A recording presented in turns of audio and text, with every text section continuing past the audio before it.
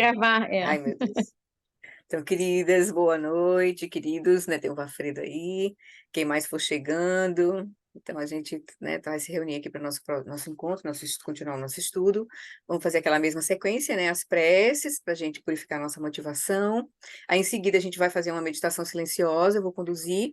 E hoje, a gente vai... Lembra, eu convidei a gente a fazer umas 4 meditações básicas de atenção plena à respiração, né, baseado até no ensinamento que o Lama deu em 2020 no SEB, Lama Alam, quando ele veio, né, no ensinamento de 2020, e ele trouxe as 4 primeiras meditações que ele conduziu foram a atenção plena à respiração, como uma base voltou bem atrás, assim, para a gente cultivar a atenção usando a respiração como o nosso foco, né? Então, e com isso a gente poder cultivar as 3 qualidades de shamatha, relaxamento, estabilidade e vivacidade da atenção, né?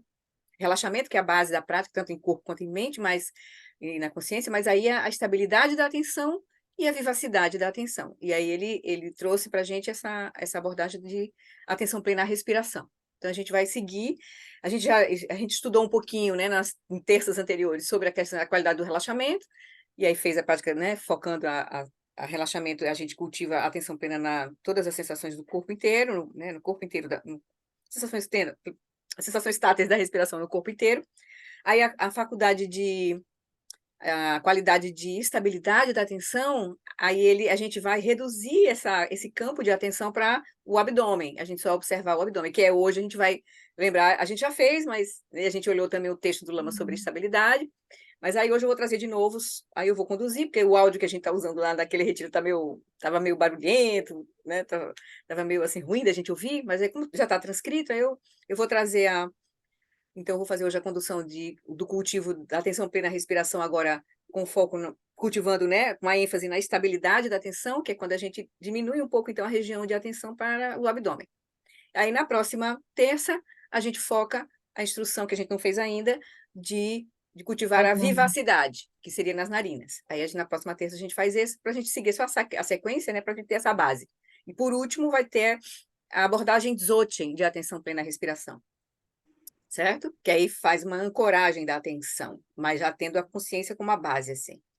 A gente vai só perifericamente observar a sensação, o ritmo da respiração, mas não mais agora olhando de fato para as sensações estáticas, como a gente está olhando nessas primeiras práticas. A gente realmente direciona a nossa atenção para as sensações estáteis da respiração no corpo, né?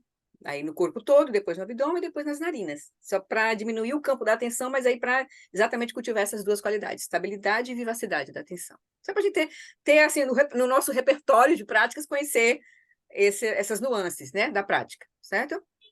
Então tá, então a gente vai fazer as preces, vai fazer essa prática de hoje e aí a gente segue nosso estudo, porque hoje termina a introdução, tá bom? Eu vou fechar os microfones. Boa noite, Rosana, que chegou. Eu vou fechar os microfones e a gente então segue.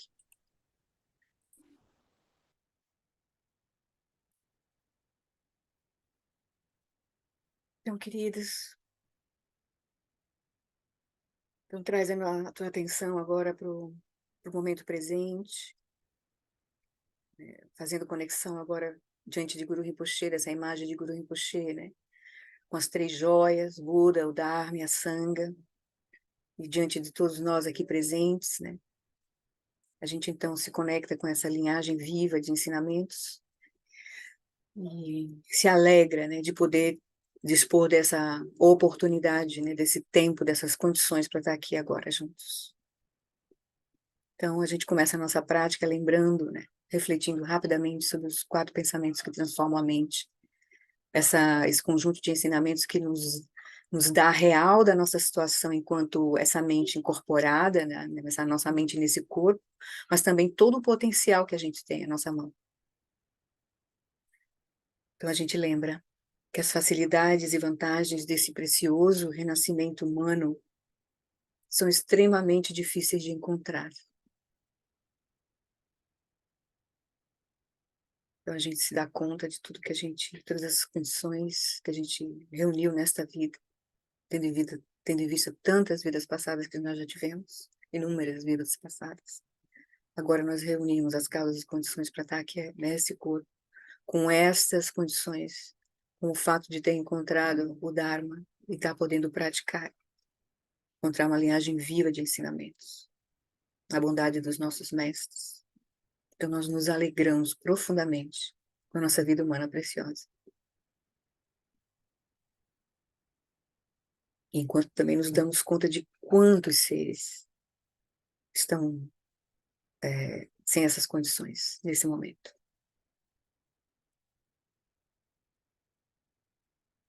Todos que nascem estão sujeitos aos fenômenos da impermanência e da morte. Apesar de a gente ter todas essas condições aqui agora, a gente se lembra da impermanência, grosseira e sutil. Todas as nossas condições, elas mudam, porque, né, todos os fenômenos surgem de causas e condições. Não tem uma existência inerente. Então, quando as causas e condições mudam, os fenômenos mudam. Tudo está sujeito à mudança, desde nossa mente, nosso corpo, nosso ambiente. E a nossa vida, que ela vai cessar em algum momento. Então, nós né, a gente toma a decisão de realmente tornar significativa a nossa vida a cada instante. Não perdemos tempo. E a gente recorda que a causa e o resultado de ações virtuosas e não virtuosas não podem ser evitados.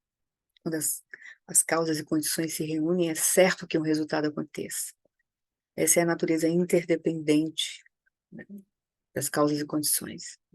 E a gente vê, então, que tudo está relacionado no universo, no ambiente, no comportamento, nossa mente. Então, a gente toma a decisão de cuidar das nossas ações, em corpo, em fala, e principalmente em mente, evitando trazer sofrimento para nós e para os outros, procurando trazer benefício de todas as formas possíveis. Por fim, a gente lembra da natureza contínua dos três reinos do samsara, lembrando que é um oceano de sofrimento. Enquanto a gente estiver operando com a mente em dualidade, que vai experienciar o reino do desejo, da forma e da não forma, a gente vai colher sofrimento, insatisfatoriedade.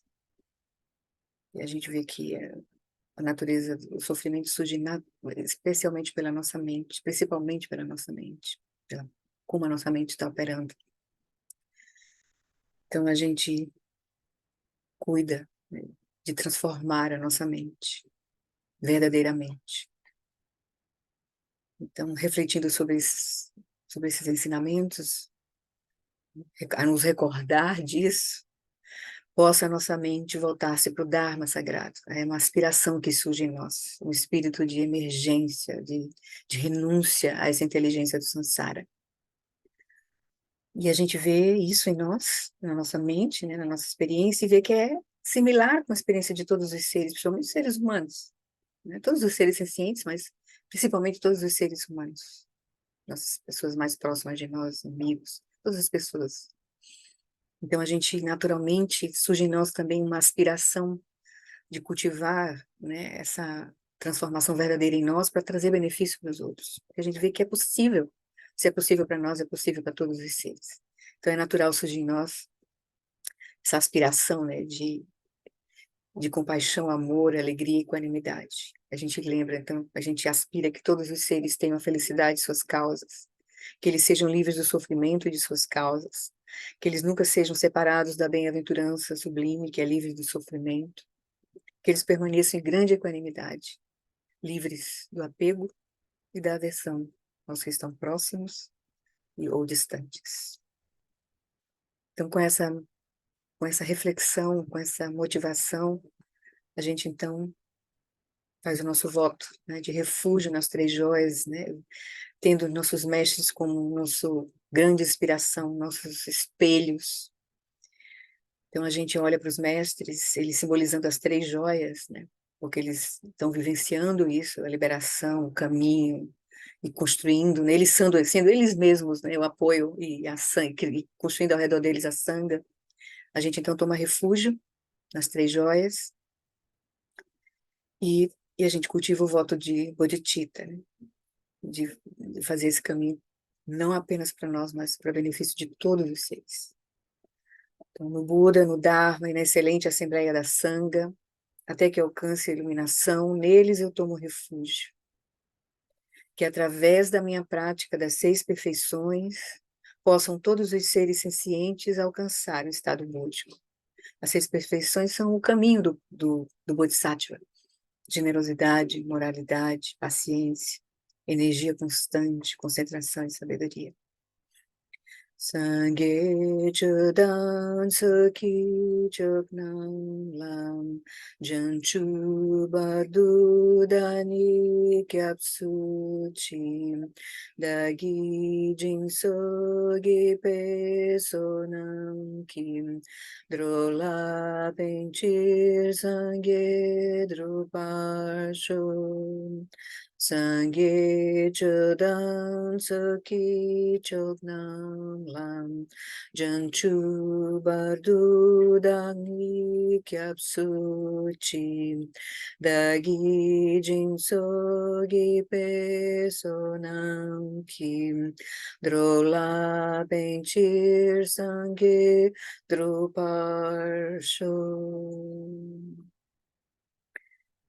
Então, agora a gente faz a prece de 7 linhas, pedindo as bênçãos de Guru Rinpoche para remover todos os nossos obstáculos externos, internos e secretos, para que a gente possa realmente manifestar completamente a verdadeira natureza da nossa mente, que é inseparável da natureza da mente de Guru Rinpoche e de todos os Budas.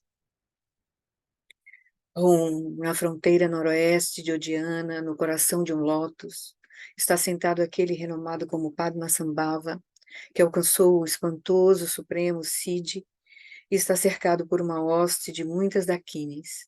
Seguindo suas pegadas, dedico minha prática. Por favor, aproxime-se e conceda suas bênçãos. Guru Pema Siddhi. Orgenu Jansam Pema Gesadam Polam Yasin Chaginu Drunye Pema Jumne Jisudram Kudu Kandro Mampekor Kiki Jesu Dadrukim Jenge Lopti Sheksu So Guru Pema Siji Hum Orgenu Jansam Pema Gesadum Polam Yasin Chaginu Drunyem Pema June Jisudram Kudu Kandro Mampekor Kiki Jesu Dadrukim Jenge Loptir Sheksu So Guru Pema Siji Hum. Estou sentindo as bênçãos emanadas de Guru Rinpoche e de toda a linhagem viva desses ensinamentos, que remonta até o Buda Shakyamuni. A gente, então, com total confiança, com alegria, a gente convida Guru Rinpoche para vir para o topo da nossa cabeça. Ele se dissolve em luz, desce pelo nosso canal central, repousa em nosso coração. E sentimos que o nosso corpo, fala e mente se tornam inseparáveis. Corpo, fala e mente de Guru Rinpoche, como água derramada na água.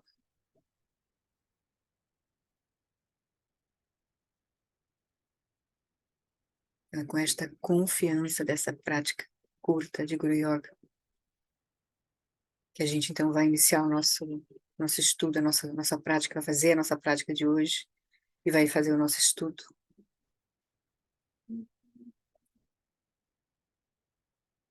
Então, queridos,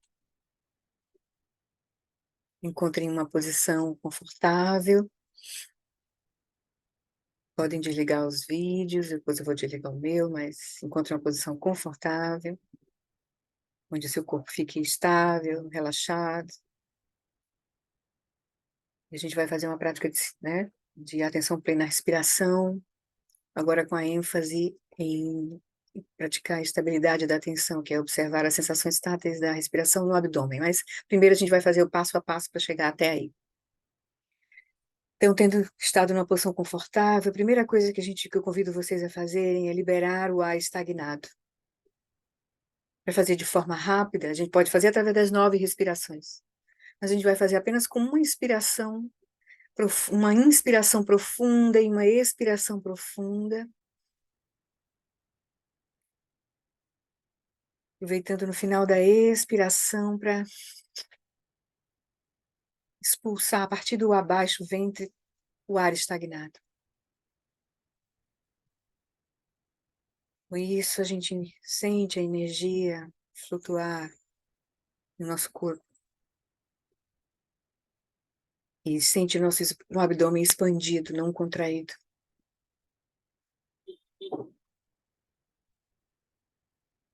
Então, com uma posição confortável, tendo liberado o ar estagnado, então a gente vai iniciar a nossa prática.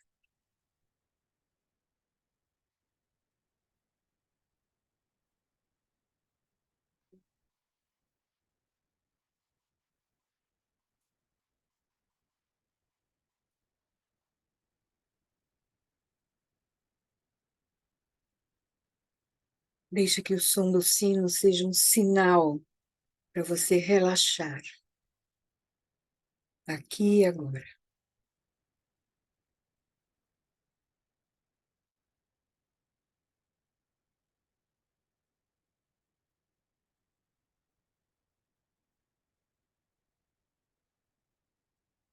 Deixa a consciência, então, agora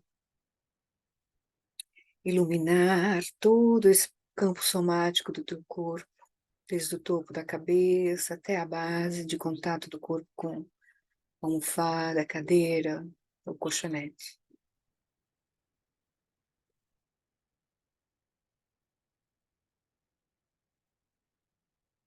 Ilumina todo o corpo com a consciência, percebendo a região de contato, e aí vai subindo com a luz da tua consciência, reconhecendo todo o campo somático, as pernas, os pés, o glúteo, a pelve, o tronco, o abdômen, baixo abdômen, meio do tronco, os braços, as mãos, peito, os ombros, pescoço e a cabeça, parte de trás da cabeça, topo da cabeça.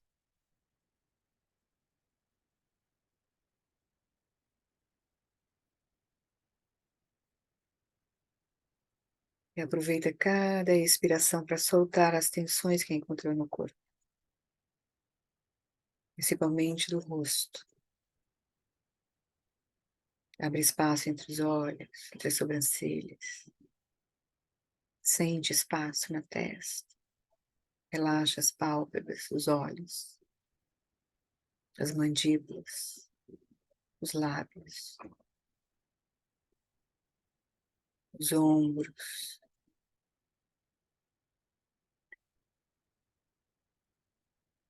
Alinha a, a postura, elevando o externo levemente, elevando o tronco pelo externo levemente, relaxando os ombros, as costas.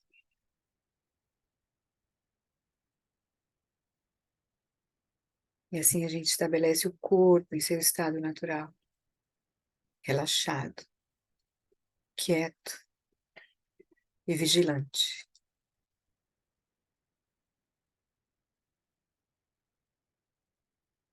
E para ajudar a estabelecer a fala em seu estado natural, de silêncio externo e interno, a gente deixa que a respiração siga, flua no seu ritmo natural,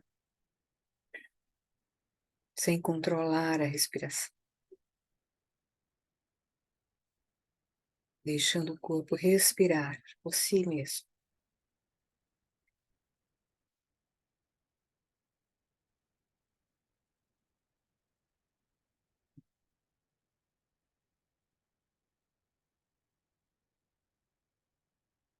Então, Deixando os olhos ao menos parcialmente abertos, deixa a consciência repousar exatamente onde ela está, completamente em repouso, completamente à vontade no momento presente, sem qualquer preocupação.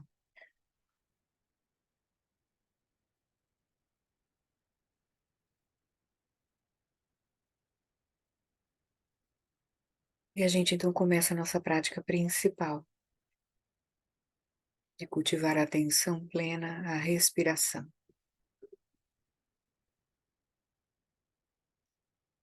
A gente começa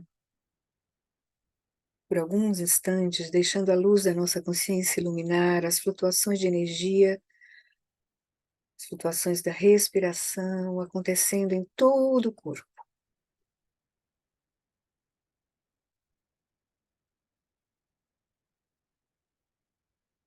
Percebe todo o movimento que a inspiração e que a expiração provoca no nosso corpo. Todas as flutuações de energia que acontecem no corpo enquanto ele respira.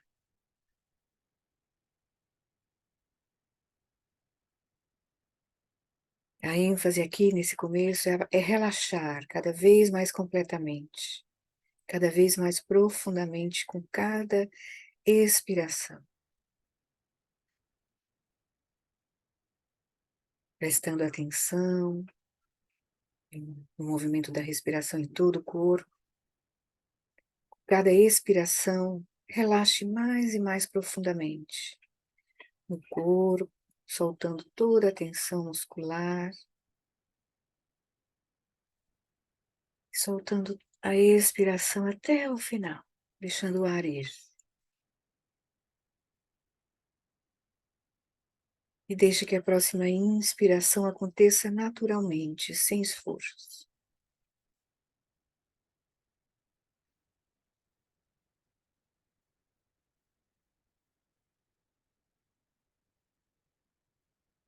Aproveita cada expiração para soltar não só o ar, mas também qualquer imagem, pensamentos, memórias, ruído, a fala interna que estiver acontecendo na mente. Com alegria, solte e experimenta esse silêncio interno.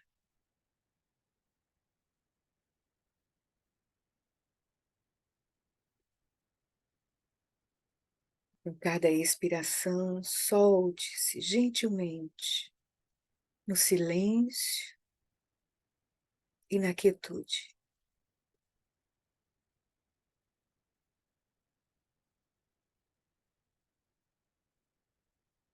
E durante a inspiração, mantenha esse relaxamento,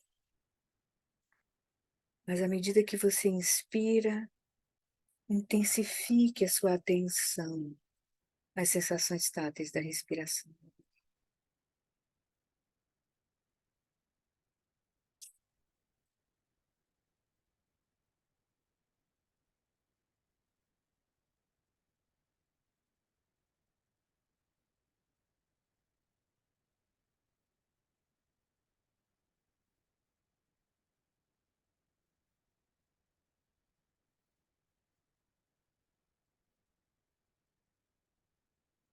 Essa é uma prática que a gente sempre pode voltar a ela, sempre que a gente se sentir esgotado, estressado, tenso.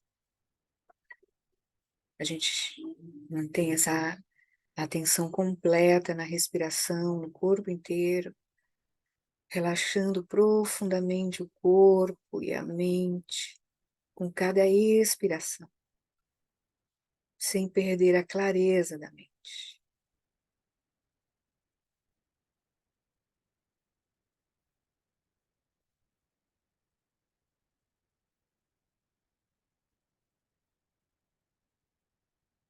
E assim, com isso, a gente cultiva profundamente o relaxamento, sem perder a clareza, sem a mente ficar sonolenta.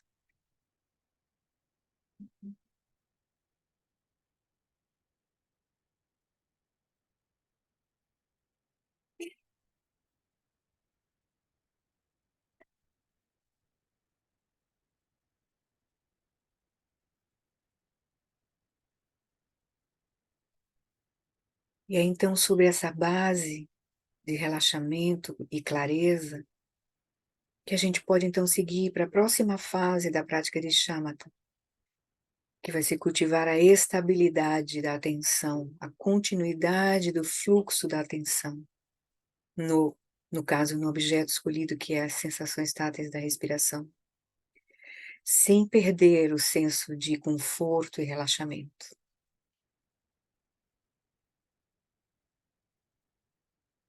Então, continuando deixando a consciência repousar exatamente onde ela está, nessa quietude da consciência, deixe a luz da sua consciência iluminar agora as sensações táteis da respiração apenas na região do abdômen.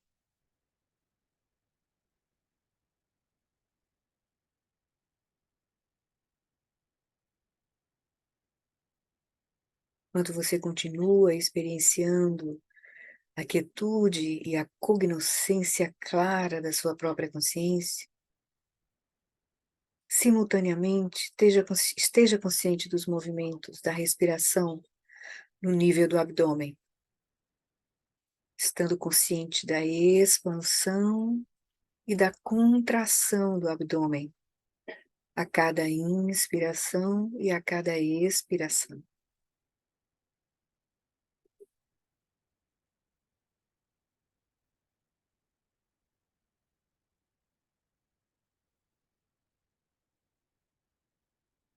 Deixe que essa atenção seja não conceitual. Não pense sobre o abdômen, não visualize o abdômen. Apenas sinta diretamente, tome consciência diretamente das sensações no abdômen, conforme ele expande e relaxa com cada respiração.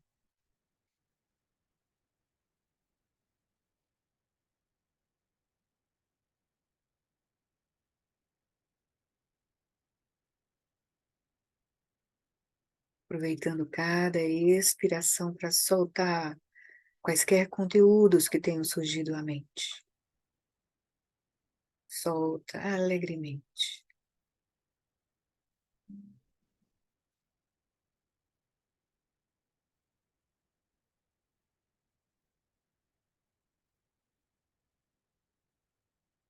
E com a atenção, com a cognoscência da sua própria consciência, apenas note a duração relativa de cada inspiração e de cada expiração, notando se elas são curtas ou longas, enquanto você observa as sensações táteis da respiração no abdômen.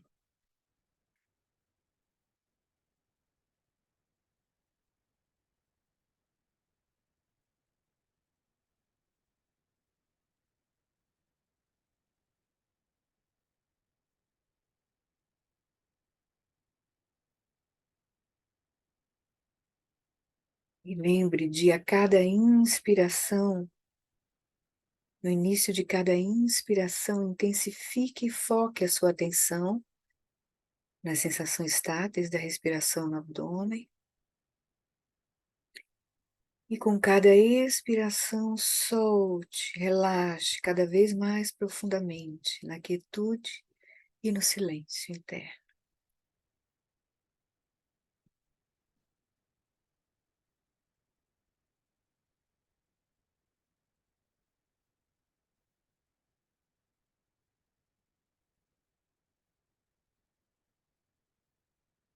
Cultivamos, então, mantemos assim a prática por alguns instantes, cultivando a continuidade da atenção, a estabilidade da atenção, observando as sensações táteis da inspiração e da expiração no abdômen.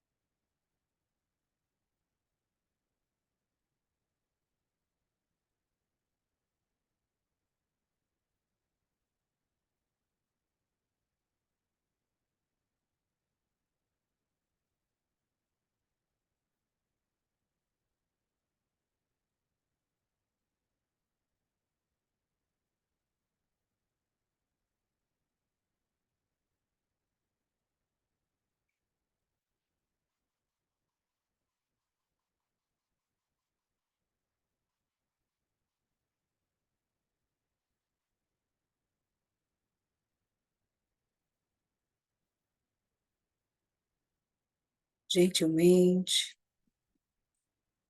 vai abrindo os olhos, movendo o corpo, trazendo a atenção para o nosso encontro aqui. Espreguiça, relaxa.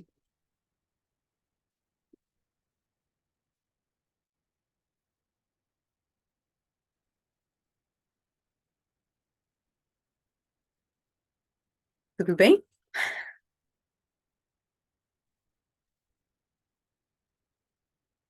Conseguiram perceber essa mudança da atenção, das sensações táteis no corpo inteiro, só para focar no abdômen agora? Isso é o treinamento do direcionamento da atenção, né? O direcionamento da atenção para um objeto específico, que tem que ficar claro para nós qual é o objeto. Nesse caso, as sensações táteis da respiração no abdômen. Primeiro no corpo todo, só para a gente cultivar o relaxamento, né? Que é legal a gente chegar primeiro, chegar. Aí depois a gente agora direcionou para um campo menor de sensações táteis, que é as sensações táteis no abdômen, que aí, como é menor, tem a facilidade de ficar mais delimitado o objeto, então fica mais fácil da gente manter a atenção ali, do que no corpo todo, que ela pode estar na sensação no rosto, na sensação na perna, sensação não sei aonde, então a gente fica, a atenção meio que fica andando por um campo maior, né, quando é no corpo todo. Mas quando está concentrada num ponto, aí a gente tende a poder direcionar a atenção, né? Então, por isso que seria uma prática que o Lama apresenta para a gente cultivar a estabilidade da atenção. Claro que a gente vai se perder, a gente não, né? A gente vai se perder. A mente vai, a nossa atenção vai para a mente, vai para os conteúdos da mente, mas a gente agora nessa prática a gente não se interessa pela mente. A gente não está botando a nossa atenção na mente. A gente não está a gente não está tomando a mente como caminho. A gente está simplesmente cultivando a atenção plena, né? A faculdade de atenção plena, e aí, aos poucos, a gente vai cultivar a faculdade da introspecção, que é o monitoramento da atenção, para a gente perceber quando a atenção saiu, né? Como o Lama diz, né? A atenção plena o fator mental que direciona, né, a nossa consciência para um campo de atenção, para um objeto, seja para o que for. E a introspecção é o monitoramento do fluxo da atenção. E isso também a gente vai desenvolver com a prática. Então, pode ser que a gente demore 2, 3, 4, 5, 6, 1 minuto para perceber que estava distraído, porque a nossa faculdade de introspecção não tá ativa, né? Mas à medida que isso só vai vir com a prática mesmo, com a familiarização com a prática, que a gente vai poder estar mais presente, com esse olho da atenção plena, da introspecção mais afiado, mais presente, e quanto mais a gente cultiva, mais a gente cultiva o relaxamento, mais a gente, então, esses fatores todos a gente vai cultivando, né? Eles vão se fortalecendo, né, na nossa prática, né? Certo? E só para a gente se lembrar, eu vou colocar aqui rapidinho, só para a gente se lembrar que a gente está vendo, né, essa sequência. Deixa eu só um minutinho, queridos.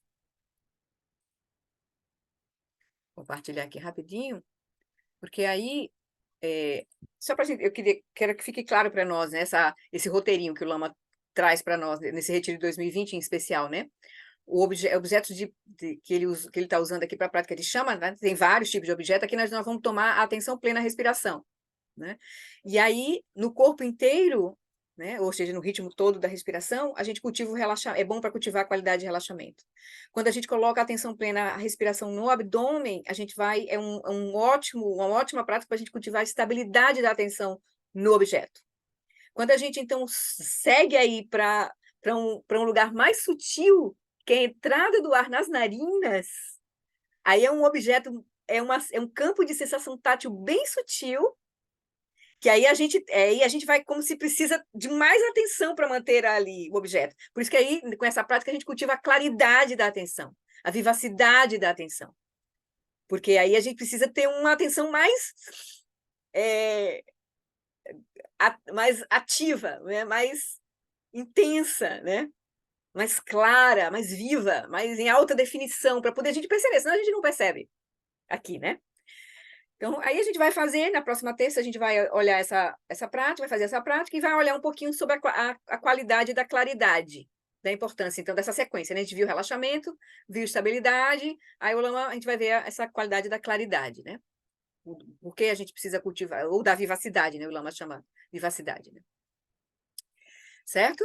Então, só para a gente se lembrar. E aí, por fim, ele traz nesse retiro a abordagem Dzogchen, da atenção plena à respiração, que é uma prática de atenção plena na respiração, mas está na abordagem Dzogchen. A gente não vai trazer a nossa consciência diretamente para a sensação estática. A gente vai repousar, deixar a consciência repousando na quietude da própria consciência e vai perifericamente só observar o ritmo da respiração. Não? A gente não vai colocar nossa atenção na respiração diretamente. A gente vai deixar nossa atenção na consciência e perifericamente notando o ritmo da inspiração e da expiração. Aí já é uma abordagem diferente de atenção plena à respiração. Que aí essa prática, o Lama diz que é bom para a gente estabelecer a ancoragem da própria consciência. A gente vai estar olhando para, ficando na quietude da consciência e só perifericamente observando a respiração, que é mais difícil, né? Porque agora a atenção vai estar pousada primeiramente na própria consciência, né? Certo? Mas ainda tendo esse corrimão do ritmo da respiração, notando o ritmo da respiração. Sem olhar de fato para as sensações táteis diretamente, né? A gente vai só notar o ritmo assim. Tá bem? Então, algum comentário? Algum protesto? Não, né? Então tá bom.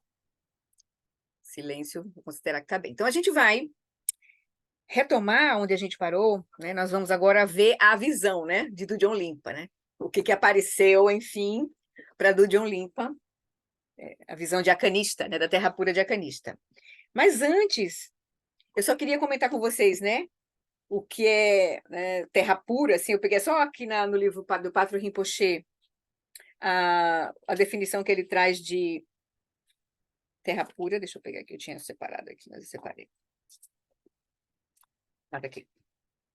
Terra Pura, né? Ele viu a Terra Pura de Akanista, né? Ele viu que ele, como ele estava repousando em Rigpa, que ele atingiu o primeiro nível de Vidyadhara, então, repousando em Rigpa, ele teve essa visão.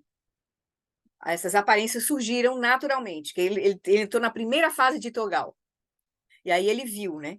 E aí o que ele viu, que aparece para ele, né? Como o que o Lama diz, né? A gente vai retomar lá no texto, né? Ele diz assim, só um instantinho aqui, deixa eu pegar, a gente parou, né? O Lama disse assim, naquela ocasião de grandiosa bem-aventurança, que ele estava, né? Entrou na fase de Togal, né, reconhecendo o Rigpa, naquela grandiosa ocasião de grandiosa bem-aventurança auto-originada e originalmente pura, o ambiente ao meu redor surgiu como a própria Akanista, a Terra Pura de Akanista, né? Aí, Terra Pura, no glossário aqui do Patrul Rinpoche, do livro dele, do Palavras do Meu Professor Perfeito, diz assim, Terra Pura é um lugar ou um mundo manifestado por um Buda ou um grande Bodhisattva por meio das qualidades espontâneas da sua realização. No caso, a Terra Pura de Akanista é a Terra Pura de Samantabhadra, do Buda primordial. Então, o Buda primordial é que faz surgir a Akanista. Uma vez que quando se manifesta o Buda primordial, se manifesta a Terra Pura do Buda primordial, que é a Akanista, né? Aí lá, nessas terras puras, né, os seres podem progredir em direção à iluminação sem cair novamente nos reinos inferiores do Sansara. Aí tem a terra pura de Tara, a terra pura de Amitabha, enfim. Pode também ser, pode ser também qualquer lugar que é percebido como uma manifestação pura de sabedoria espontânea, as terras puras, né? Então, aqui, só para pegar, assim, a gente pegar a definição de terra pura aqui, né? E também eu achei interessante, antes da gente voltar lá para o texto, né, e ver os comentários do Lama, né, sobre a visão, né, da Terra Pura de Akanista e da assembleia de mestres e discípulos que vai surgir, né? Eu achei no livro do Dzongzha Khyentse Rinpoche, Não é para Felicidade, um breve comentário dele sobre esse livro dele, Não é para Felicidade, os comentários dele sobre o Nondro, mas aí no Nondro da tradição dele, né? Não é o Nondro, o Dudjom Tessa Nondro, que normalmente a gente usa aquele comentário do Shagdo Rinpoche, né? Da Kado e do Shagdo Rinpoche. Mas aí ele faz um. Deixa eu pegar aqui, eu recortei, eu peguei aqui, eu tenho ele no Kindle. Então, ele, na primeira parte, né, por que fazer a prática de Nondro, ele fala assim, que você deve fazer um aquecimento, né? Nessa etapa de aquecimento, ele fala que a gente precisa transformar o ambiente em um reino búdico, uma terra pura. Lembra, uma das preliminares do Dzogchen vai ser a gente ter visão pura, né, do Lama, dos mestres e dos nossos irmãos Vajras, né, vê-los como Dakas e Dakinis, né, e ter compaixão por todos os seres. Essas são as preliminares do Dzogchen, que a gente está até estudando lá no domingo com a Giane, né, lá no Dharma Tolo, né. E aí o Dzongzha comenta rapidamente que na prática do Vajrayana a gente vai ser convidado a manifestar uma visão pura, né, mesmo que a gente não tenha ainda, não tenha surgido naturalmente como realmente está surgindo para Dudjom Limpa nesse momento aqui, né, na fase de Togal que ele acessou, mas a gente vai sendo apresentado a essa visão na nossa prática, né, nos nossos preliminares, no Nondro, e daí nas práticas do Vajrayana, nas práticas de Guru Yoga, enfim, né, a gente vai sendo convidado a manifestar isso, né. Então, o Dzongzha comenta aqui, são 2 páginas só. O Vajrayana é o caminho que transforma a percepção impura habitual para que possamos perceber tudo e todos que encontramos de forma pura. Portanto, seja onde for que você pratica, em casa, na Alemanha, Hong Kong, na Austrália, ou num centro de meditação no sul da França, convença-se de que, sem sombra de dúvida, está em um reino puro. Então, onde você estiver fazendo a sua prática, você está numa terra pura, né, nesse contexto. Então, nesse contexto, impuro não tem nada a ver com sujeira nas ruas, nem com os montes de lixo que se vê, por exemplo, em Katmandu. A percepção dualista é considerada impura, quando você se prende à ideia de que um teto só pode ser um teto, um chão só pode ser um chão, e 1000 pessoas não cabem dentro de um armário de vassouras. Então, a percepção impura está ligada com a percepção dualista e reificada da realidade, né? Então, em outras palavras, suas distinções dualistas limitam a manifestação de um fenômeno a um propósito específico, né? Então, as nossas distinções, percepções, discriminações dualistas limitam a manifestação de um fenômeno a um propósito específico. Por exemplo, chão é chão, teto é teto, né? Como ele disse, né? Então, por outro lado, você tem percepção pura quando não se fixa em uma única percepção como sendo um fenômeno exclusivo. Em vez disso, você se conecta à sua capacidade inerente de ver e aceitar que 1000 pessoas podem caber facilmente num minúsculo armário de guardar vassouras. Enquanto continuar operando a partir de sua visão comum de mundo, você será inflexível na crença de que é absolutamente impossível colocar pessoas em um espaço tão pequeno. Então, logo essa percepção comece a mudar, você se tornará igualmente inflexível na crença de que é possível. Então, quando a gente começa a mudar, você também vai se tornar inflexível na crença de que é possível tudo se transformar. É isso que ele está dizendo, né? Então, depois de você aceitar que tudo é possível, um reino búdico não será mais como um daqueles planetas distantes visitados pela nave espacial Enterprise, nem como a visão sentimental do paraíso que está profundamente enraizada na psique popular. Uma coisa assim que está além da nossa vida aqui, né? Porque a gente imagina que o paraíso é bem longe de nós, né? Então, mas como chegaremos a aceitar genuinamente que tudo é possível? A resposta é com a prática do Nondro, no caso aqui, ou seja, com a prática das preliminares, com a remoção da nossa confusão. O Nondro é para isso, né? Para a gente remover a nossa confusão e, de fato, praticar Guru Yoga, de fato, né? Com a nossa verdadeira natureza, né? E aí, no caso, né? Então, se a deidade principal de sua prática de Nondro for Guru Rinpoche, visualize-se no reino puro, né, da montanha cor de cobre, que é a terra pura de Guru Rinpoche. É óbvio que isso não significa que você deve imaginar que os tetos e as paredes sejam feitos de cobre. Em vez disso, ajuste a percepção comum, a sua percepção comum, com o pensamento. O que eu vejo não é como as coisas são. Diga a você mesmo que as coisas que o cercam não se limitam a tijolos, argamassa, rodovias, trânsito ou hostes de anjos do paraíso. Cada coisa, cada fenômeno, né, é infinito. E todos os objetos, como a caneta sobre a sua mesa, contêm em si bilhões e bilhões de reinos puros. É assim que você começa a ajustar a mente para um dia poder aceitar que tudo é possível. Porque a gente entra, quando a gente vai acessando a consciência primordial, mesmo a gente lendo, a gente leu no passado, a gente viu que a consciência substrata ela já tem uma potencialidade grande. Por isso que surgiu os CIDs, surgiu, né? Quando a gente acessa, atinge Shamatha e acessa a consciência primordial. Mas se a gente acessar a Rigpa, a gente está no reino das infinitas possibilidades. Nós vamos acessar um reino da potencialidade pura, né?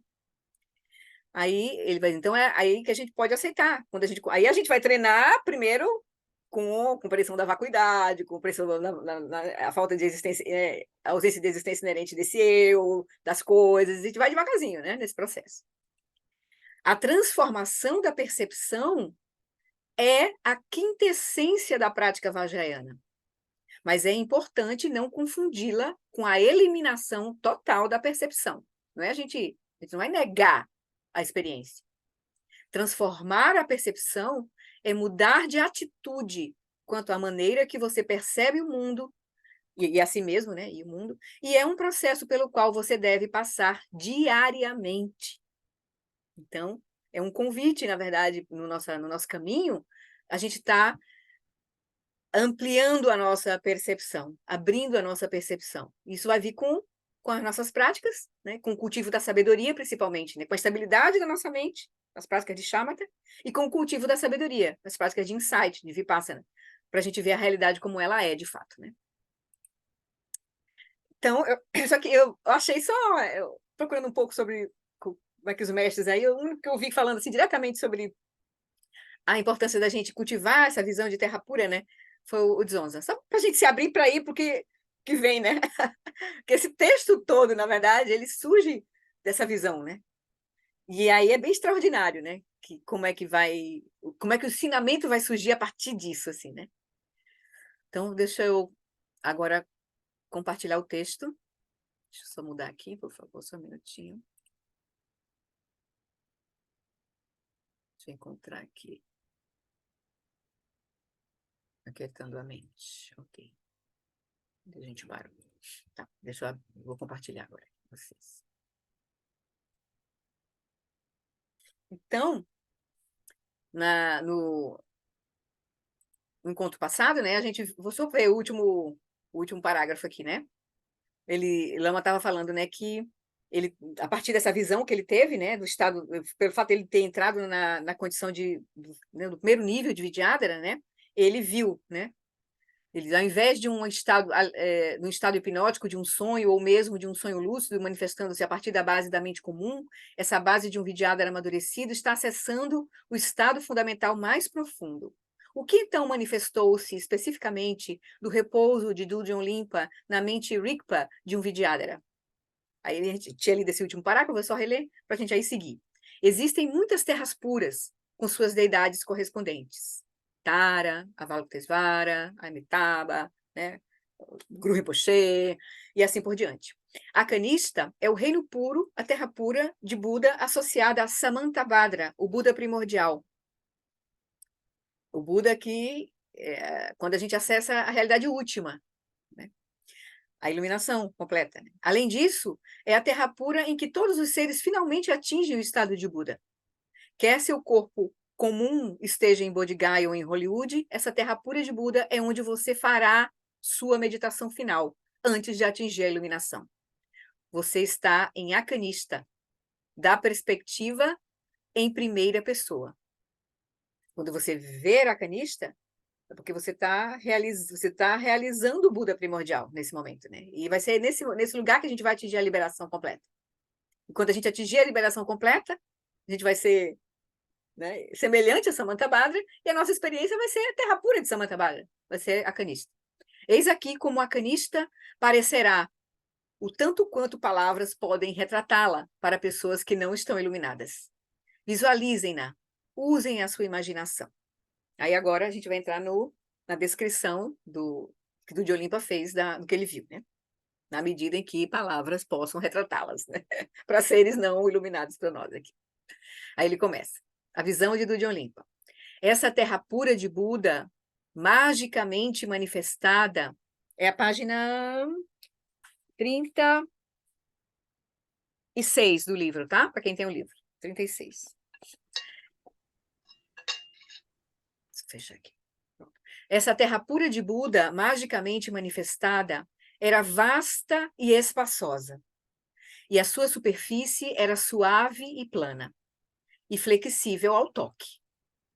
Montanhas cobertas de ervas medicinais eram perfumadas por névoas de aromas agradáveis.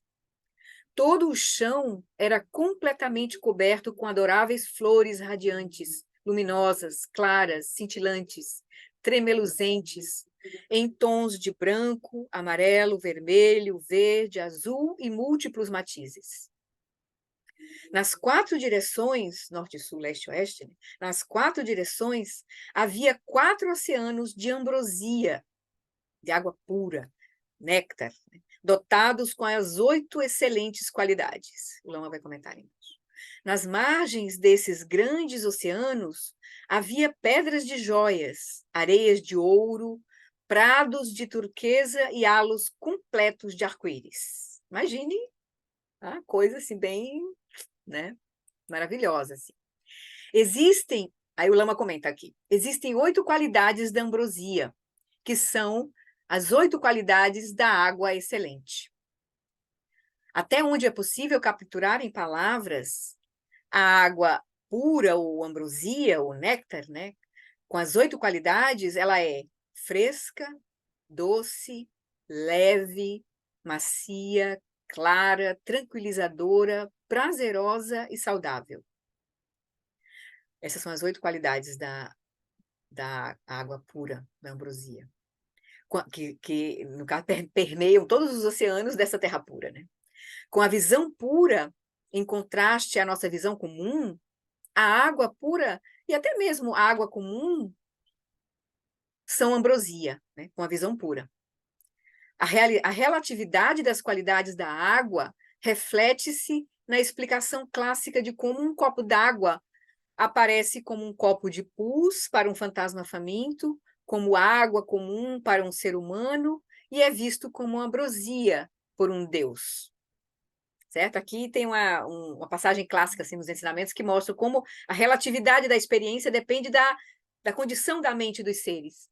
Então, para um ser no reino de sabedoria, vai ver a água como ambrosia. Para um ser humano, a gente vê uma água como um alimento, né? Para limpar, para seres animais, eles vão ver como alimento, vão ver como os peixes, assim, é o seu ambiente, né? E para seres dos infernos, né? Vai ser uma coisa que vai trazer muito sofrimento, né? Para eles e para os fantasmas femininos como uma coisa que machuca, né? Que causa dor, né? Como o pus, por exemplo. Então, dependendo de onde, da mente, você tem a experiência correspondente àquela mente, né? Um mesmo fenômeno pode ter muitas experiências diferentes, né? Dependendo da mente que está experienciando. Aqui, ele está vendo as águas como ambrosia, né? Do John Limpa está vendo as águas como ambrosia. Então, floresta, aí vem agora, continua a descrição do que ele está vendo. Florestas de árvores que realizam desejos cresciam nas 4 direções cardeais, das quais ondulavam nuvens de oferendas sensoriais das árvores, né? Várias oferendas penduradas lá nos galhos das árvores. Vários tipos de lindos pássaros emanados manifestavam os sons do Dharma com cantos tranquilizadores e gentis. Vários e adoráveis animais emanados brincavam e pareciam estar alegremente ouvindo o Dharma. Todo o céu estava coberto por redes com padrões entrelaçados de luz de arco-íris. Todas as partes do céu estavam preenchidas por viras e virás, cantando e dançando, enquanto muitas deusas faziam oferendas sensoriais e expressavam sua devoção. Aí o Lama comenta: viras são do sexo masculino e virás do feminino. A etimologia para essa palavra viras é heróico ou herói, de modo que aqui o sânscrito se refere a seres heróicos masculinos e femininos. Gyatro Rinpoche comenta que viras e virás são bodhisattvas masculinos e femininos manifestando-se no mundo a fim de servir os outros seres. Eles possuem a coragem para encarar, confrontar e subjugar as aflições mentais. Por isso, heróico, né? O caráter de ser herói, né? Então, aí segue agora a descrição ainda, né, da Terra Pura. No centro dessa região, em um formidável... E ele descreveu o ambiente, né? Agora vai descrever o lugar onde vai surgir o mestre. No centro dessa região, em um formidável e encantador jardim, encostado em uma árvore coberta por folhagem e flores, havia um grande e sublime trono repleto de joias, sustentado por 8 leões. Os galhos da árvore estavam drapejados com diversas cortinas de seda, redes de joias e muitos pequeninos sinos tilintantes soavam os sons naturais do Dharma sagrado.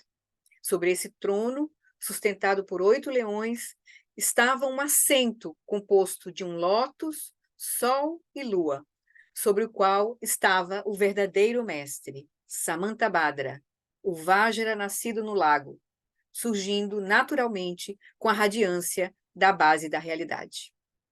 Seu corpo era da cor azul escuro, tendo as características de um jovem de 8 anos de idade. Samantabhadra é sempre retratado com essa cor azul escuro, né? Sua mão direita estava no mudra da exposição do Dharma, e sua mão esquerda estava no mudra da meditação equânime. Ele estava adornado com os sinais e símbolos da iluminação e com todas as vestes do Sambhogakaya. No interior do reino de seu corpo transparente, radiante, semelhante ao oceano, todos os Budas pacíficos e irados e miríades de terras puras búdicas e emanações surgiam naturalmente, né? No interior do reino, do seu corpo transparente, radiante. É feito lá o armário com 1000 pessoas dentro, né? De vassouras, que o Dzonza falou. Então, no interior do reino do seu corpo transparente, radiante, semelhante ao oceano, que é azul, né? Todos os Budas pacíficos e irados e miríades de terras puras búdicas e emanações surgiam naturalmente, como planetas e estrelas refletidos com brilho num lago. Raios incontáveis de luz resplandecente emanavam dele, e das pontas desses raios surgiam várias letras simbólicas. Aí o Lama comenta. O Vajra nascido no lago refere-se a Samantabhadra, emanando-se como Padmasambhava. A radiância da base da realidade é a luminosidade da própria natureza de Buda. Ele surge da radiância, né? O Samantabhadra surge da sua própria radiância, né? Os sinais da sua própria luminosidade. Os sinais e símbolos da iluminação são os 32 sinais maiores e os 80 símbolos menores no corpo. Eu não conheço esses símbolos, não conheço os detalhes, mas a gente encontra, acho que facilmente isso na internet. Característicos de um ser plenamente iluminado. Se diz que o Buda tinha esses 32 marcas maiores e 80 símbolos menores. Essa é uma visão pura, acessível apenas à área Bodhisattvas. Ou seja, assim, só consegue ver, quem consegue ver isso, né, reconhecer um Buda, são os áreas Bodhisattvas, né, esses sinais, assim. Porque ele está numa forma Sambhogakaya, né?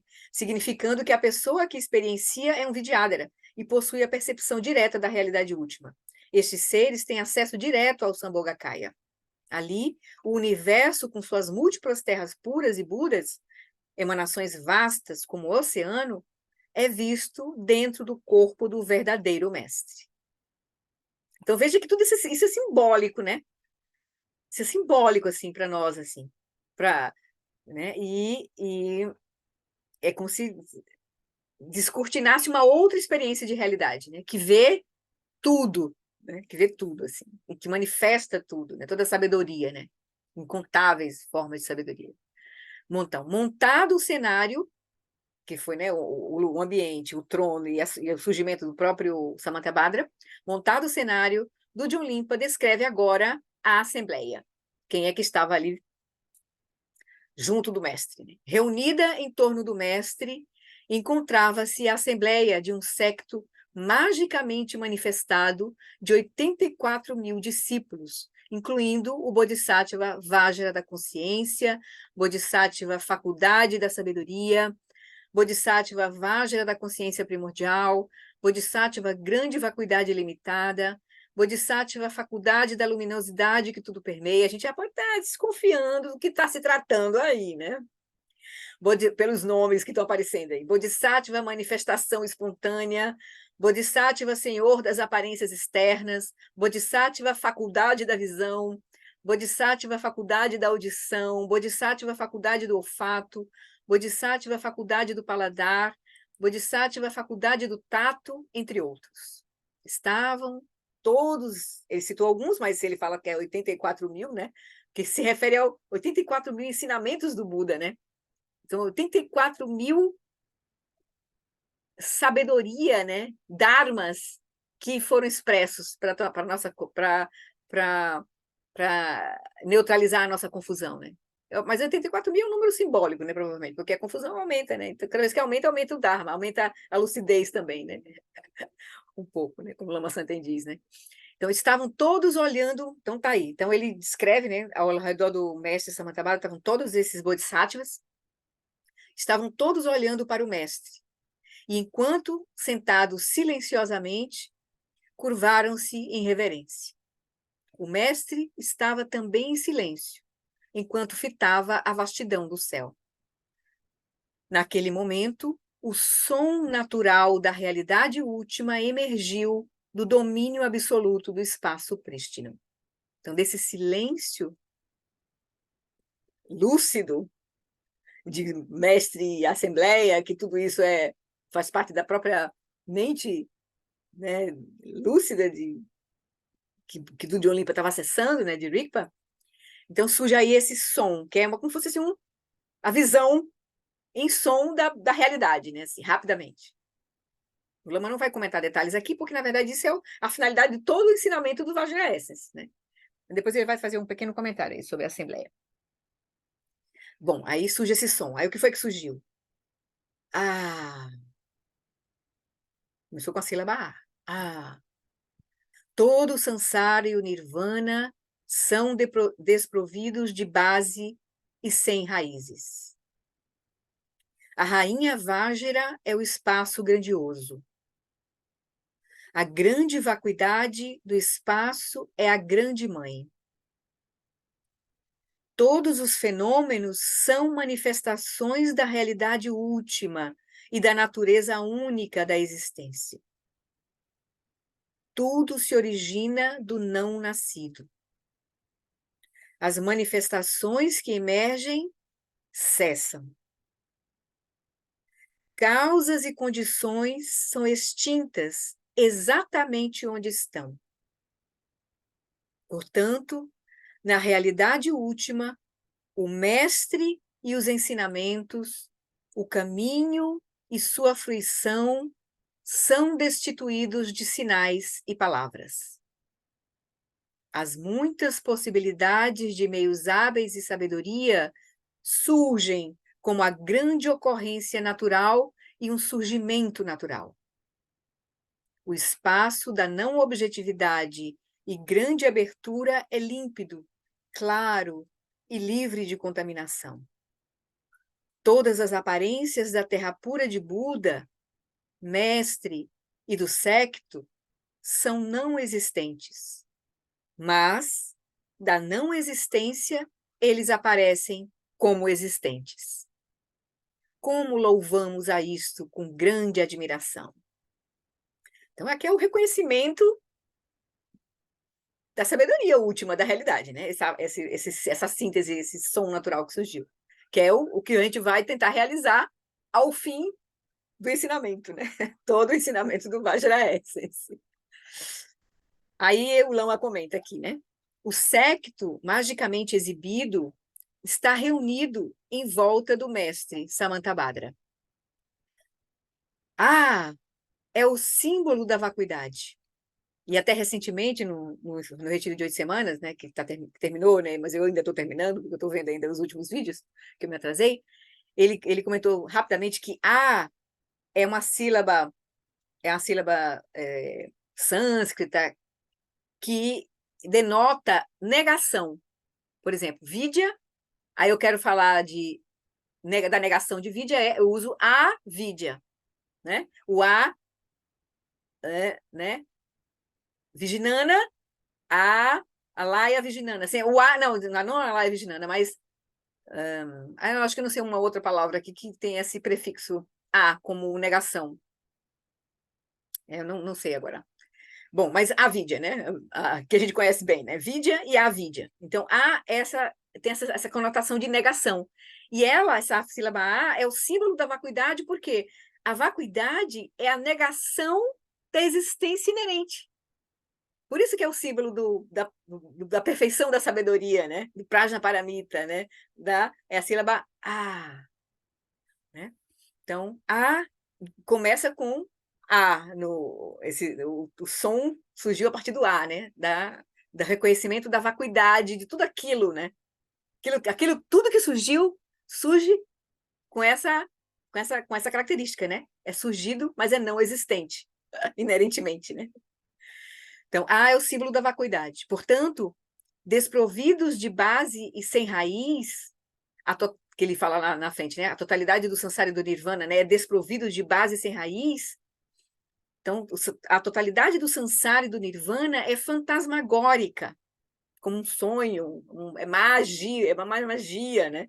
Não se baseia em nada existente de modo inerente. É como um sonho, né? É como um arco-íris, né? Pode ser comparado, o surgimento, né, do samsara e do nirvana, pode ser comparado a um arco-íris, ou uma exibição mágica. Não há nada ali realmente. A totalidade do samsara e do nirvana não está realmente em lugar algum. Todas as aparências da terra pura de Buda também, mestre e do séquito, são também não existentes, no sentido de serem não inerentemente existentes. Aparecem, mas não têm existência inerente, como o próprio samsara e como o próprio nirvana. No caso ali é uma aparência pura, né, de nirvana, também são não existentes, né? Não inerentemente existentes. Aí, foi só isso que o Lama comenta, né? Porque também ele está no começo do livro aqui, né? No começo do ensinamento, então, mais à frente é que ele vai entrar em detalhes, assim. Não só na fase 1, mas nas outras fases, principalmente na fase 2, 3, né? E na fase 6, onde ele vai explicar claramente as distinções, assim, da mente confusa para a mente lúcida, né? Que a gente viu lá no Visão Iluminada de Samantabhadra, né? Nesse último retiro que o Lama deu, né? A fase 6 ele traz as distinções todas, assim, é bem interessante. Mas aqui nós estamos iniciando, né? Ele está só nos apresentando e depois vai começar o diálogo mesmo com a Assembleia, né? O mestre e a Assembleia, que é o ensinamento, surge o ensinamento para nós. Porque o objetivo desse surgimento como ele diz, né? Apesar ele deter as três linhagens, né? A linhagem mente a mente, a linhagem simbólica dos Vidyadas e a linhagem oral, esse ensinamento surge, mas ele surge com o objetivo de trazer, de se transformar numa linhagem oral para benefício dos discípulos, né? Então, é assim que vai surgir. Então, todo esse diálogo vai ser para a gente realmente obter o ensinamento para transformar a nossa mente, né? Para realizar, né? Rigpa. Então, aí segue. Mestre e Assembleia em Diálogo. Então, assim que esse som surgiu, então, estava lá o Samantabhadra no trono, a Assembleia dos 84 mil discípulos, e principalmente desses bodhisattvas aí, especiais aí que ele citou. Então, e aí, do silêncio dele surgiu esse som que sumariza a visão, né? Que a gente leu agora, essa pequena trecho. Aí ele vai dizer, assim que esse som surgiu, todo o séquito reunido disse a uma só voz ao Bhagavan, que é o Samantabhadra, o Vajra nascido do lago, né? Ó mestre Bhagavan. Bhagavan uma qualificação, uma forma de você se dirigir ao Buda, né? No caso, a Samantabhadra lá, o Vajra nascido do lago. Então, ó mestre Bhagavan, Senhor onipresente e soberano imutável, por favor, nos ouça e considere nossas palavras. Por favor, mestre, explique por que esta terra pura de Buda, completa, com mestre e discípulos em assembleia, está aqui. E diga-nos como isso surgiu. Aí o Lama explica aqui, rapidamente, só sobre a palavra Bhagavan, né? Bhagavan é um epíteto em sânscrito do Buda. O termo sugere senhor. Sempre que você, né, se refere ao Buda, né, os alunos do Buda começavam a tratá-lo como Bhagavan, que quer dizer senhor, no sentido de um respeito profundo por alguém que tem qualidades supremas, né, ó, denotando alguém com qualidades supremas de liberdade dos obscurecimentos, perfeição de virtudes e transcendência do samsara. Porque o Buda Sakyamuni adquiriu essa condição, ele era tratado como Bhagavan. E aqui, o Vajra nascido do lago, que é o próprio Samantabhadra, que é o Buda Sakyamuni, na verdade, o que foi que ele realizou? Ele realizou o Samantabhadra, então eles estão chamando ele de Bhagavan, né? A Assembleia de Discípulos está chamando ele de Bhagavan, o Buda, porque ele é um Buda, né? Então, o mestre replicou. Então, o mestre vai responder, né? Então, a pergunta foi, por que essa assembleia surgiu, essa terra pura, completa, com mestre, discípulos, né? Por que foi que ela surgiu? Como foi que ela surgiu? O mestre replicou, ó aparições de discípulos que magicamente surgiram e aqui se reuniram. Ouçam. Vocês perguntam por que essas aparições mágicas da consciência primordial, terra pura de Buda, mestre e discípulos, surgiram. Aqui ele já deu uma dica, né? Vocês perguntam por que essas aparições mágicas da consciência primordial surgiram.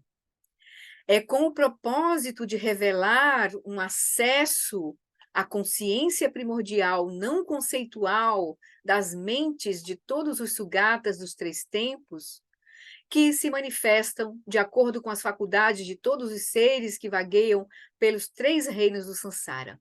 Então, é com o propósito de revelar um acesso à consciência primordial não conceitual das mentes de todos os sugatas dos três tempos, que se manifestam de acordo, essas mentes elas se manifestam de acordo com as faculdades de todos os seres que vagueiam pelos três reinos do samsara.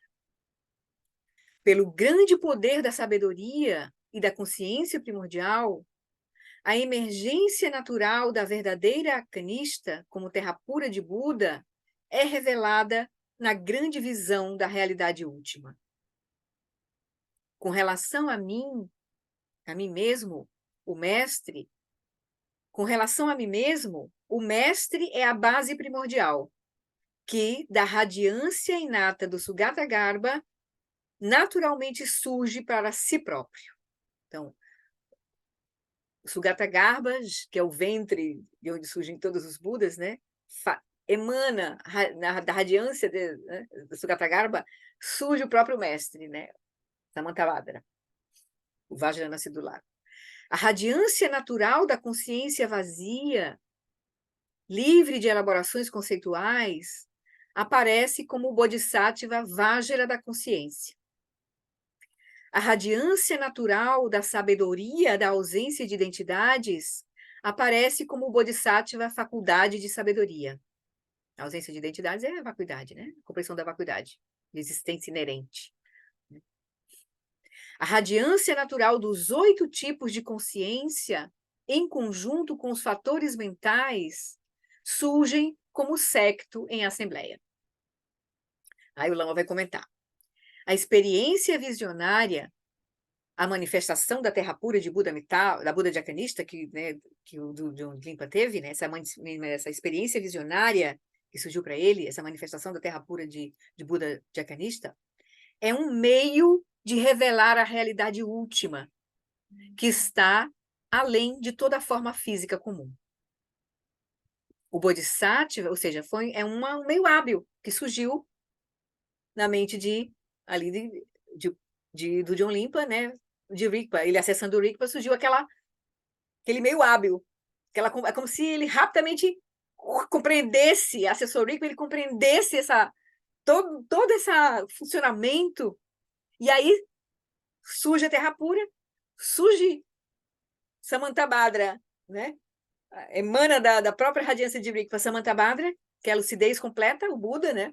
E todos os fatores mentais que operam na mente e que podem se manifestar em completa lucidez ou não, né? Aí ele vai, aí é essa visão é que vai produzir o ensinamento que vai trazer benefício para os seres, né? Foi como surgiu para Dujon Limpa, né? Isso surgiu da mente de Dujon Limpa, né? Do fluxo mental de Dujon Limpa, que agora ele estava acessando o Rigpa, né? No caso, a consciência primordial. Então, quais são... Sim, vou voltar aqui. Então, ele vai dizer... Então, essa experiência visionária, a manifestação da terra pura de Buda Dhyākanista, é um meio de revelar a realidade última, que está além de toda a forma física comum. O Bodhisattva Vajra da consciência, um dos indivíduos no secto, é uma expressão da radiância natural da consciência vazia, assumindo simbolicamente uma forma arquetípica como uma pessoa. Então, a radiância natural da consciência, né, é surge como Bodhisattva Vajra da consciência, uma forma arquetípica, né, personalizada, assim. Mas isso aí é a consciência, né? A radiância natural da consciência. Ouviremos mais adiante sobre ele. Mais à frente, né? O Lama vai comentar e ele vai fazer perguntas, né? E aí o Lama vai comentar. O Bodhisattva, faculdade da sabedoria, é outro personagem da grande assembleia, e também fará perguntas ao Buda, o mestre Samantabhadra. Quais são, e lá na próxima etapa, depois que a gente terminar essa introdução, aí vem o primeiro conjunto de perguntas, que é o do Bodhisattva, faculdade de sabedoria, aí ele vai falar um pouco sobre esse Bodhisattva. Então, quais são os 8 tipos de consciência mencionados na última frase? Ele fala aqui, né? A última frase foi: a radiância natural dos 8 tipos de consciência, em conjunto com os fatores mentais, surge como secto em assembleia. Quais são, então, esses 8 tipos de consciência mencionados na última frase? Com mais frequência, ouvimos falar de 6 tipos de consciência, que são os 5 modos sensoriais, visão, audição, tato, né? Consciência da visão, da audição, do tato, né? Do olfato e do paladar, e, né, os 5 modos sensoriais da consciência, mais, né, a consciência mental, que é a 6ª consciência. Então, as 5 consciências ligadas aos sentidos físicos e a consciência mental. Essas são os mais comuns. No Dzogchen, são adicionados mais 2 à lista.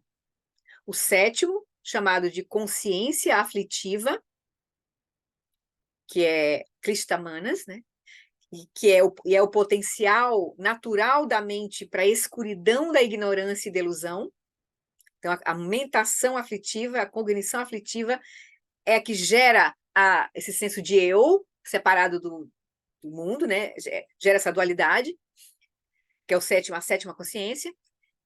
Dentro do contexto do Dzogchen, esse modo fixar-se ao eu sou, e então fixar-se à aversão, ao desejo intenso e assim por diante, as aflições que surgem dessa contração, né, dessa fixação, uma reificação ao eu, de eu sou, surgem então as aflições mentais, né, de aversão, essa ignorância gera essas outras aflições, é considerado, então, tão importante que ele tem uma categoria própria.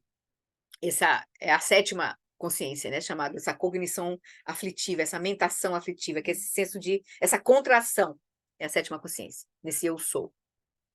O 8º nível que vimos antes é a consciência substrato, que na terça anterior eu havia comentado sobre a consciência substrato, né?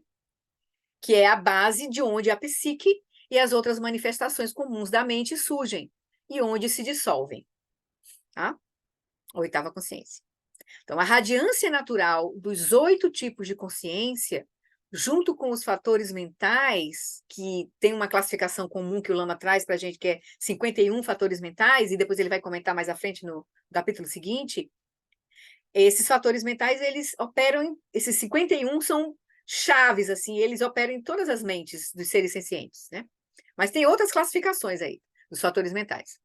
Então, a radiância natural dos 8 tipos de consciência, junto com os fatores mentais, aparece como secto em assembleia. E isso faz lembrar um termo da sociologia moderna que é a sociedade da mente. Se tem algum psicólogo aqui que conheça e queira compartilhar, mas é um pouco como a nossa mente tivesse muitos eus, né? Muitas identidades, né? O Freud já dizia tem o eu, o ego, o superego, nós temos muitas personalidades, né? Muitas identidades assim, né? Na nossa mente. Aqui na nota ele traz ele lembra a gente desse livro, The Society of Mind, de Simon, né? De Marvin Minsky, certo? Se a gente quiser olhar detalhes sobre por que ele usou esse, né? O secto e a assembleia como se fosse essa sociedade da mente, né? Nossa mente, seus vários personagens, assim, vários estados mentais, né? Então, ali encontramos assim, o secto é uma sociedade da mente verdadeiramente nobre. No caso aqui, essa visão, eles vão ser, o secto é nobre porque são os fatores, aí no caso, iluminados, né? Os fatores que estão aparecendo já desobstruídos de ignorância, né? Já iluminados, né? Ali encontramos todos os 84 mil componentes da mente, de acordo com a formulação clássica budista lá do Abhidharma, manifestando-se como bodhisattvas, cada um possuindo a sua própria voz, a sua própria perspectiva. E tudo isso está ocorrendo no reino do Dharmakaya, com Samantabhadra, também conhecido como Padmasambhava, presidindo, né, esse diálogo, né? Então, no centro está Samantabhadra, o Padmasambhava, o Vajanasi do Lago, né, presidindo, e ao redor os 84 componentes da mente, né, como se fossem pessoas, né, os discípulos. Né. Esses bodhisattvas, essas manifestações purificadas de nossa mente comum, fazem, então, perguntas à sua própria natureza de Buda, que é Samantabhadra, que é o Vajanasi do Lago, né? Ó, mestre Bhagavan, por favor, explique isso. Vai ser sempre assim o diálogo, né? Às vezes, o Lama diz, né? Às vezes vão debater, às vezes interrogando, outras vezes discordando do Vajranassi do Lago. A mente comum está lutando com a natureza de Buda nesse diálogo. Então, foi uma forma mágica, uma manifestação mágica que surgiu na mente de Dudjom Limpra, que ele é como que ele gerou esse ensinamento super detalhado e maravilhoso, que é você vai ver, né? A gente vai ver na fase 1, imaginando as outras fases, né? Que é um super longo esse ensinamento. Como é que incrível, né? Isso tudo surgiu assim, né? Na mente de Dudjom Limpra, né? Então, esse drama surge espontaneamente do Dharmakaya. No caso, do John Limpo acessando o Dharmakaya, né? Alguém colocou alguma coisa no chat. Falei, eu preciso sair. Rita, tá bom, querida? Um beijo. Faz a dedicação. Então, a radiância natural dos 8 tipos de consciência, em conjunto com os fatores mentais, surgem como secto em assembleia.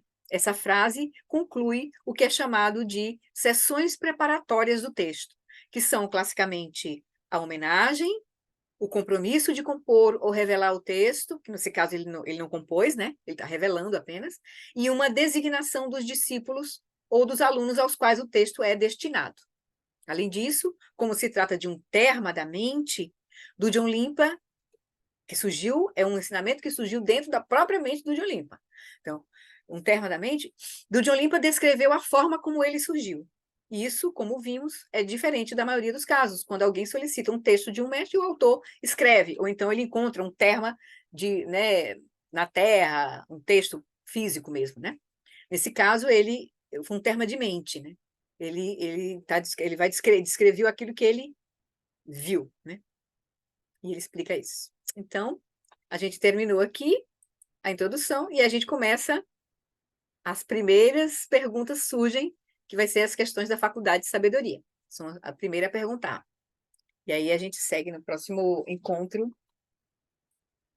com entendendo aí esse ensinamento bem especial, né, bem diferente e bem profundo do Dzogchen que ele vai trazer, né?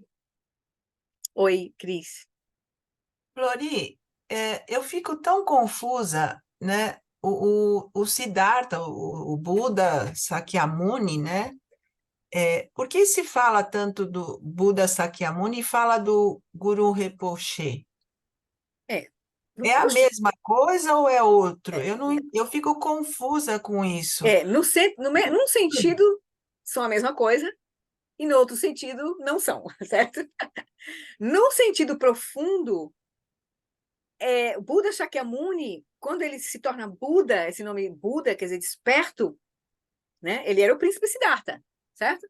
Mas quando ele se torna Buda, ele se torna lúcido, desperto. Esse nome Buda quer dizer desperto. Ele despertou porque ele acessou a consciência primordial, a natureza última da realidade. Na hora que ele acessa a consciência primordial, essa realização é igual à realização que qualquer outro ser que acesse esse lugar. Então, nesse lugar, eles são idênticos, como o Padmasambhava, que foi o indiano, que foi para o Tibete ajudar a remover os obstáculos do Dharma no Tibete, instalar o budismo no Tibete. Ele é bem conhecido para os tibetanos porque foi o Buda, como, por exemplo, Dogen é super conhecido na China, ou no Japão, como mestre realizado do Japão, por exemplo, né? E assim tem outros, de outras tradições, né? Então, para os tibetanos, o que aparece para a gente Padmasambhava? Porque ele foi um mestre vivo, realmente vivo, que atuou junto aos tibetanos. E ele foi um mestre completamente realizado, um Buda. Tanto que ele atingiu o corpo de arco-íris da grande transferência. Entende? Então, nesse sentido, eles são iguais, né? Então, o Buda Shakyamuni, aí quando você fala em Buda, a gente não estava falando de uma pessoa, ele está falando da mente iluminada. Está falando de consciência primordial, né? De Samantabhadra, que são nomes para essa. A gente personifica, né? Mas, na verdade, é uma dimensão que a gente não tem nem como. A gente está falando da nossa perspectiva de ser incorporado, humano. A gente personifica tudo, personifica Deus, tudo, né? Então, para gerar uma linguagem que fale conosco, surgem essas diversas abordagens, né? Mas o Guru Rinpoche veio depois, né, de Buda. Depois, 700 mais ou menos depois de Cristo já, 780, que ele viveu lá na Índia, né, e foi para o Tibete, nos anos 700 e pouco, 800. O Buda foi 2.500 anos atrás, 500 anos antes de Jesus Cristo, certo? Aí a gente teria que conhecer um pouco a história, né? Todo o budismo, da linhagem, para ver todos os... Aí teve Nagarjuna, que foi no século II depois de Cristo. Nagarjuna foi super importante. Aí depois vem a Atisha, vem vários, né? Por isso para os tibetanos também, um pouco assim, que tem importância para os tibetanos, porque nós estamos recebendo uma linhagem a partir dos tibetanos, né? Se a gente estivesse recebendo outra linhagem do Zen, do Chan, que é o budismo chinês, a gente estaria vendo outros nomes, outras perspectivas, né? O pessoal do bom trata com... São outros nomes, outros seres, outros... Mas a condição última, eles estão... Quem se ilumina acessa essa condição última de mente, né? Então, aí, dependendo do lugar, da época, da história, aí a coisa vai se desenrolar de um jeito, assim, né? As práticas, os ensinamentos, os dharmas vão ser diferentes, né? Assim, um pouco, né? Oi, Simone. Só uma observação que esse texto hoje me remeteu a 20 anos atrás, meu mestrado em matemática, de tamanha abstração que ele foi para mim, assim, sabe aquela coisa muito abstrata. Aham. Nossa, meu trabalho era de dimensão infinita, tá parecendo isso aqui, uma coisa assim, Opa, ainda bem que você já tem muito nossa. familiaridade com isso. Por isso que eu gosto, acho que é um desafiante demais. Pois é feito o que o Zonza disse, né? A gente imaginar, na verdade, nós estamos numa realidade aberta, mas só que a gente está condicionado a caixinhas, a fixar a realidade, num certo sentido, né? A gente que tem essa coisa assim, o Lama diz assim, se diz, né, nos ensinamentos, se diz que quando o Buda ensinou o Prajnaparamita, que o Buda deu os ensinamentos em etapas. O Buda Shakyamuni, lá, 2.500 anos atrás, quando ele se iluminou, ele não saiu falando da vacuidade assim, não. Ele foi, levantou, e foi. Primeiro ele achou assim: não tenho como explicar isso para ninguém. Primeira coisa, certo? Depois ele, incitado pelos deuses, assim, não. Tem pessoas que têm só um cisquinho no olho, vão conseguir entender. Aí ele se lembra dos 5 amigos que treinaram junto com ele, que ele conhecia diretamente. Então ele via que eles tinham uma motivação pura. Então ele disse: não, eu vou começar com eles. Ele foi atrás desses. Ele não saiu, sou um Buda, não. Ele foi atrás, silenciosamente, caminhando atrás desses 5 discípulos para começar a falar. E quando ele foi se aproximando, os discípulos, e lá vem o Siddhartha, aquele, né? Aquele Siddhartha, porque era o Siddhartha para eles, né? Não era o Buda ainda, né? Lá vem aquele, né, aquele que fraquejou, porque ele saiu das austeridades, né? Comeu lá o arrozinho lá, e aí se iluminou, porque ele entrou meio que no caminho do meio, assim, né? E aí mas ele disse que quando o Buda foi se aproximando, os discípulos já foram, a energia dos discípulos foram mudando, assim. E eles pararam para ouvir o que o Buda tinha a dizer, né? Aí tem uns sutras que contam isso, assim, eu não li, faz tempo que eu li, assim, né? Agora eu não estou com isso bem claro, mas houve uma conversa com um, e o outro se contrapôs, ele deu o primeiro giro da roda do Dharma, ele falou das 4 novas verdades, ele começou falando da verdade de sofrimento, depois das causas do sofrimento, depois da possibilidade de liberação do sofrimento e do caminho para a liberação do sofrimento. Esse foi o primeiro ensinamento do Buda. Depois de muito tempo, quando a Sangha começou a se estabelecer, a compreender essa base, é que ele foi dar os ensinamentos sobre o Prajnaparamita e para um conjunto de alunos, uma assembleia diferente aí, que estava pronta para ouvir, não eram só humanos, inclusive. Diz lá no Pico dos Abutres.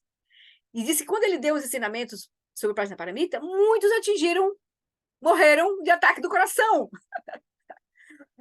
porque ouviram uma coisa tão extraordinária, tão fora de caixinha, tão abrangente, que não suportaram, né? Aí os mestres dizem assim: quando você está ouvindo sobre a vacuidade, sobre o Prajnaparamita, e você não se estremece nas bases, nem que seja um pouco, você não está entendendo ainda muito bem. Porque realmente tira nosso modo comum, convencional de ver a realidade. Abre uma perspectiva nova, assim, como essa que o Zonza trouxe, né, da gente cultivar uma visão pura de achar que as coisas não têm uma realidade inerente. Cada fenômeno é um mundo de possibilidades. E a gente está preso, né, nessa visão muito assim. Então, isso é o que nos limita muito, né? Mas é assim, a gente vai aos pouquinhos com aquelas bênçãos da nossa prática, das bênçãos da linhagem, né? E pelos nossos méritos, nosso karma, né, positivo, a gente vai... isso vai fazendo sentido para nós, devagarzinho.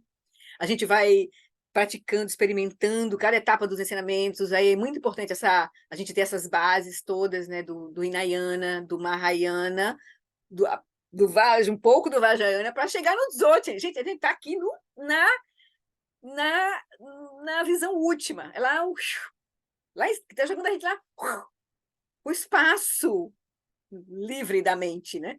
Mas pode ser que isso seja, né? Ainda a gente não tenha um pouco a base para a gente sair dessa condição da mente comum para essa visão mais ampla, né? Mas a gente vai devagar. Aí essa fase 1, que é o objetivo desse livro aqui, né?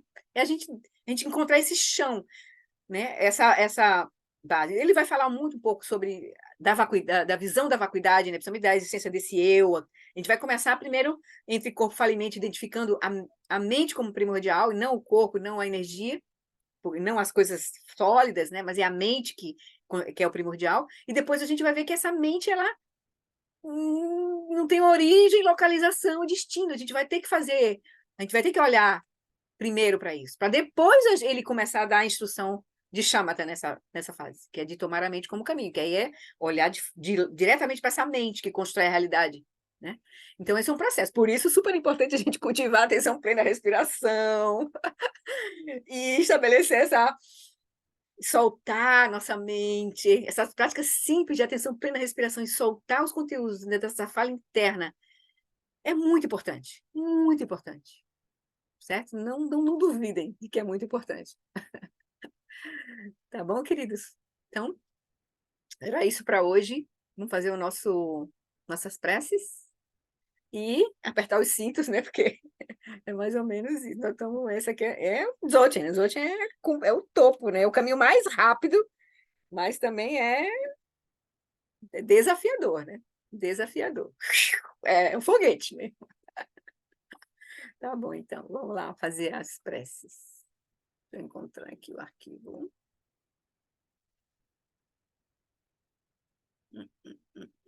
Não, é esse. Peraí, só um minutinho. Eu me perdi aqui. Peraí, deixa eu trocar aqui, porque senão eu não encontro aqui na minha lista de... Agora. Lista de documentos abertos aqui. Então, vamos fazer a nossa dedicação. Hoje foi o enterro, entre aspas, né, de Gyatro Rinpoche, o lama do Lama Alam. Na verdade, ele pediu para ser enterrado, o corpo dele ser enterrado no mar. Então, foi um sea burial, um enterro no mar. E aí, o Lama Alam estava lá, foi na Califórnia, ele foi bem, bem bonito, assim, a sanga lá dele estava presente, o Lama Fred, que é o nosso Lama do Nondro aqui, o grupo do Brasil que está fazendo Nondro, foi bem legal. Então, bem interessante, assim. Então, a gente dedica os nossos méritos, né, para remoção de obstáculos nossos, de todos os nossos seres queridos, de todos os seres sencientes, né, do planeta Terra, de todos os universos, e para que os nossos mestres não passem para o Nirvana, que se eles já, passaram, né, desta vida, que eles retornem e continuem ensinando o Dharma para nós, até a nossa completa liberação. Por esta acumulação de méritos, possa eu obter a onisciência que tudo vê, e possam todas as falhas ser superadas, que das ondas revoltas e turbulentas do nascimento, velhice, doença e morte deste oceano do Sansara, possa eu liberar os seres. Sonandi tanche zipani tone nepe dranam panjeshim keganati balon trupai sipe sole droa show. Vamos fazer a prece de vida longa do Lama Alam Wallace, mas essa primeira parte dedicando a vida longa de todos os nossos mestres, em especial Sua Santidade Dalai Lama, Lama Santen, Lama Sonam, Mingyur Rinpoche, Lama Eric Pema, Kunsang, Lama Tsering, Lama Kado, Digme Wanda, todos os nossos mestres, e pelo rápido retorno de Gyatro Rinpoche, de Dudjom Limpa, de Dudjom Rinpoche. Que o professor Sakyamuni, o grande Vajradhara, e aquele que sustenta os mistérios de todos os Jinas, Padmasambhava, possam firmar os pés de lótus daqueles que sustentam os ensinamentos e fazem com que os feitos do Buda brilhem como o sol e a lua. Aquele que derrama uma grande chuva de amor sobre seres em terras distantes e sustenta-os com o néctar dos ensinamentos do Buda, aquele ilimitadamente afortunado, grande ser conhecido como Alan Wallace, possa sua vida ser longa. Em Jambudvipa, em geral, e especialmente no Ocidente, você ilumina os ensinamentos dos Jinas como a luz do sol. Ó Mestre, possam sua longevidade e seus feitos ser muito extensos, e possa você guiar todos os seres no caminho da liberação. Prece para preservação dos ensinamentos de Dudjom Limpa. A extensiva tradição da transmissão de Padmasambhava é a escola da tradução antiga da grande perfeição. Dudjom Limpa é o sustentáculo desses ensinamentos da essência definitiva. Que seus profundos termos possam ser preservados pelo estudo e pela prática, para que não diminuam até o final da existência condicionada. Por essa virtude, possa eu rapidamente realizar o Lama Jodhyana, o Vajrayansi do Lago, o Samantabhadra, e possa eu conduzir todos os seres, sem exceção, a esse estado de realização. Gewadi Nududa, Ogen Lama Drugene, Droati Malupa, Dei Salagopa, Show. Então é isso, queridas. Boa noite a todos. Boa Obrigada, noite, Flori. Flori. Obrigada. Muito Tchau, obrigada. gente.